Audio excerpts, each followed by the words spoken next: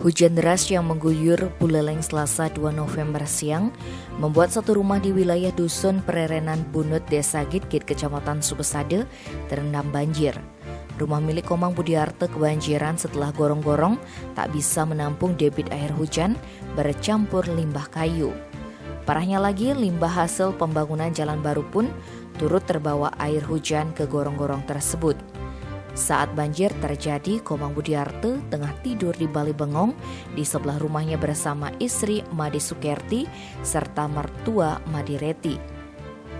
Sementara anaknya Kadek Chandra Adi Pratama dan keponakan Gede Putra Aditya tengah tidur di dalam rumah.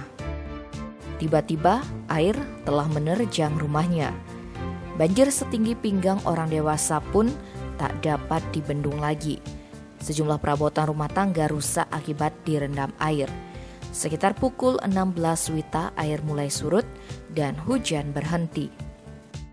Keluarga Budiarte bergotong royong membersihkan lumpur akibat banjir. Rumah milik Budiarte ini memang menjadi langganan banjir setiap tahunnya karena posisi rumah Budiarte lebih rendah dari jalan dan gorong-gorong. Saat hujan setahun lalu, rumahnya juga terendam banjir setinggi 60 cm hingga masuk ke dalam rumah.